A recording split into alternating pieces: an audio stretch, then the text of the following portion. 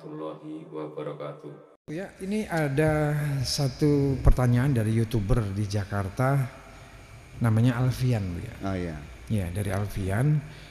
Bagaimana kiat-kiat khusus untuk manajemen rasa nih, Bu ya, agar lebih sensitif terhadap perasaan orang lain? Oh iya, itu pertanyaan bagus sekali. Jadi begini ya, memang kita ketika lahir itu kita hanya dibekali dengan insting dasar, rasa nyaman dan rasa tidak nyaman. Rasa nyaman ini ketika perutnya kenyang dan tidur. Ketika tidak nyaman dia nangis. Ya. Dari dua insting ini, insting dasar itu yang insting dasar, lalu perkembangannya nanti dengan cinta, dengan emosi, dengan marah, dengan kecewa, itu adalah tumbuh dari insting bawaan itu, dari ghariza asliyah. Tetapi ketika nanti menjadi perilaku sehari-hari, itu namanya sudah ghariza juga, insting juga, tapi ghariza muktasabah, artinya insting yang hasil proses pendidikan. Kita secara insting mungkin nyaman hidup bersih, ya kan? Tapi siapa yang mengajari kita habis berak itu cebok? Itu pendidikan. Kalau dulu kita tidak dicebokkan orang tua, kita nggak cebok. Yeah. Ibnu Tufail itu membuat satu filosofis hipotesa. Seorang bayi yang tinggal di suatu pulau dan dipelihara oleh, ada Robinson Crusoe dan ada juga Ibnu Tufail. Karena yang melihara itu serigala, dia jalannya merangkak.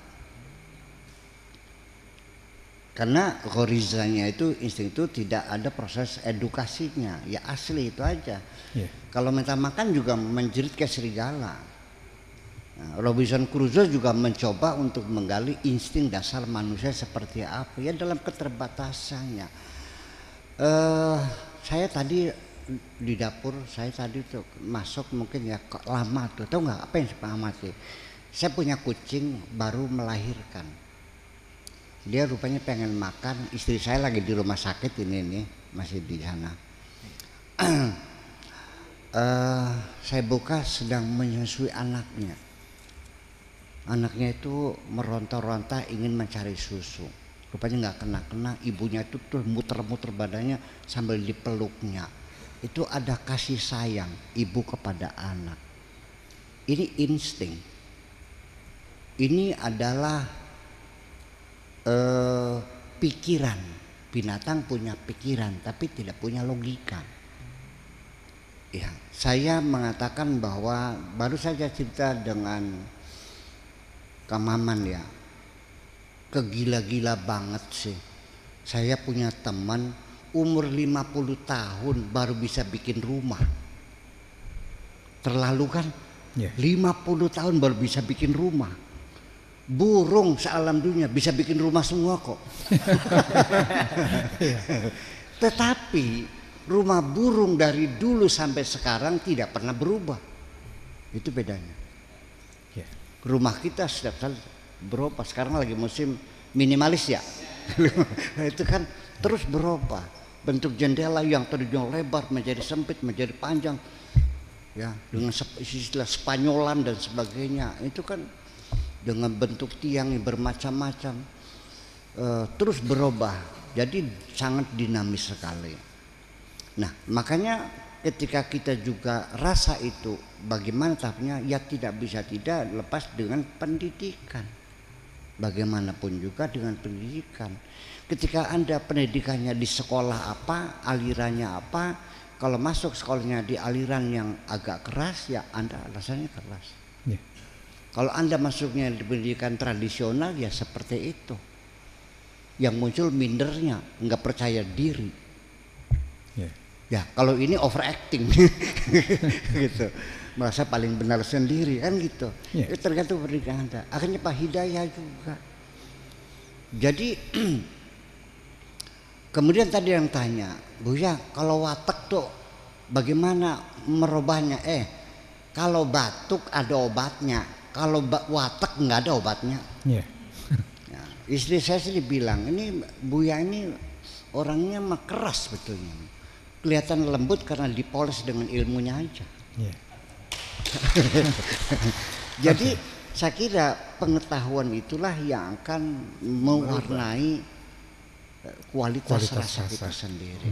Semakin Anda pengetahuan semakin luas, maka rasa Anda pun semakin luas. Oke. Jadi ikut pada proses edukasi yang selanjutnya. Nah, tetapi di sini pada puncak rasa tertinggi dalam pemahaman sufi yang saya pahami, masih banyak orang menolak bahwa sufi adalah bid'ah.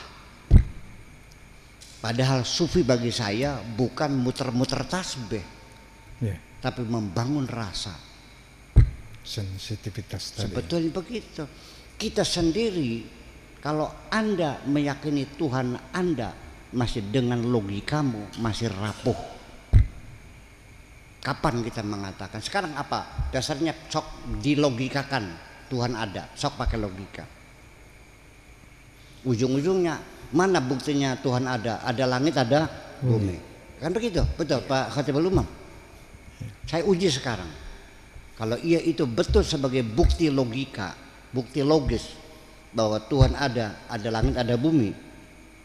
Oke. Sebelum Allah bikin langit, bikin bumi, sebelum ada Big Bang, Big Bang saja teori daripada George Lemaitre ini sendiri yang disosialisasikan oleh George Lemaitre itu sendiri juga saya menduga ini Big Bang episode yang keberapa. Sebelum itu saya yakin sudah ada Big Bang lagi. Ya, sampai kepada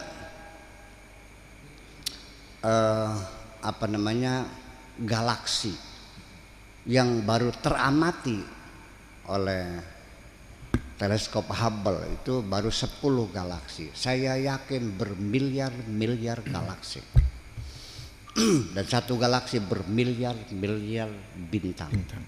Di sekitar bintang berpuluh-puluh planet. Di sekitar planet berpuluh-puluh satelit. Semuanya berputar, di tengahnya adalah black hole. Ya, ini ledakan pertama kapan? Apakah ini ledakan pertama atau enggak? Karena dia memperkirakan adalah 14 miliar tahun yang lalu Big Bang itu terjadi. Ya, dalam prosesnya bumi sendiri itu 4 miliar baru mendingin dan baru ada kehidupan. Oke. Adam itu sekarang episode yang keberapa? Nah, sebelum Allah bikin alam semesta, belum ada langit, belum ada bumi. Saya tanya, sebelum Allah bikin langit, bikin bumi, Anda saya tanya, yakin nggak ada Tuhan? Yakin? Buktinya mana? Pada saat itu Anda tidak bisa membuktikan adanya Tuhan. Logika Anda tumpul di sini.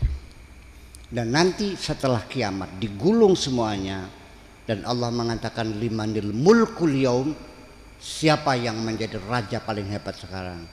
Lillahil wahidil qahar. Hanya aku sendirian. Ketika semua tidak ada, saya nanya lagi, masih ada Tuhan enggak? Ketika tidak ada langit, tidak ada bumi, Anda tidak punya bukti adanya Tuhan. Dan pada akhirnya orang yang yakin Tuhan pun tidak bisa membuktikan secara fisik Tuhan ada. Dan mengatakan tidak ada pun tidak punya bukti fisik Tuhan tidak ada. Tetapi aku meyakini Tuhan ada adalah dengan rasa.